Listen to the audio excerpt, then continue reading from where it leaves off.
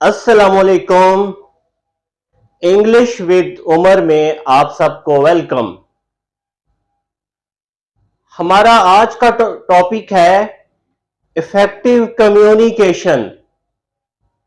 हम अपनी रोजमर्रा की लाइफ में बहुत से वर्ड्स ऐसे बोलते हैं जो हमें कुछ जगहों पे नहीं बोलने चाहिए या हमारे इल्म में ही नहीं होता कि हम उनको कहां पे और किस तरह से बोलेंगे। तो व्यूअर्स, आज स्टार्ट करते हैं।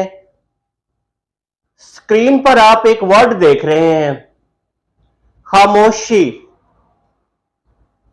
ये एक उर्दू वर्ड है, उर्दू का लफ्ज है।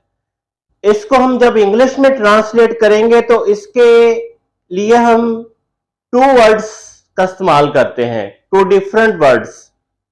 खामोशी के लिए हम क्वाइट एंड साइलेंस, क्वाइट और एक वर्ड है साइलेंस, ये दोनों वर्ड्स यूज करते हैं। आज हम देखते हैं कि क्वाइट वर्ड किस जगह पे यूज होगा और साइलेंस किस जगह पे यूज होगा। क्वाइट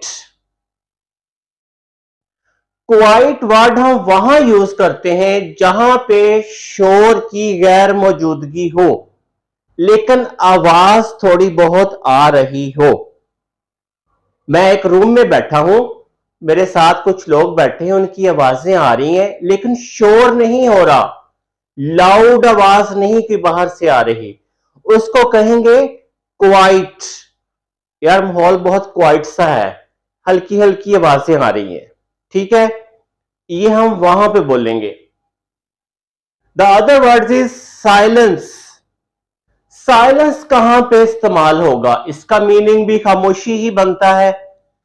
साइलेंस एक ऐसी सिचुएशन होती है जिसमें शोर नहीं होता बिल्कुल भी, लेकिन आवाज भी नहीं होती, आवाज की भी गैर मौजूदगी चाहिए होती है।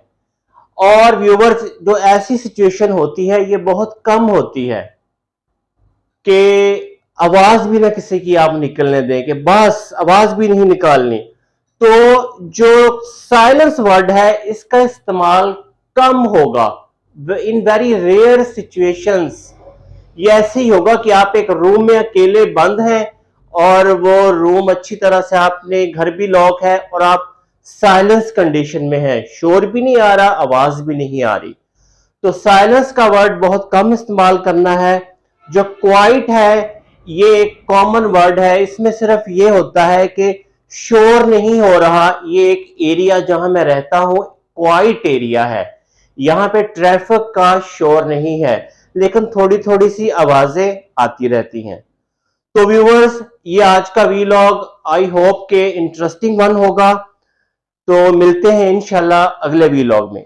Thank you.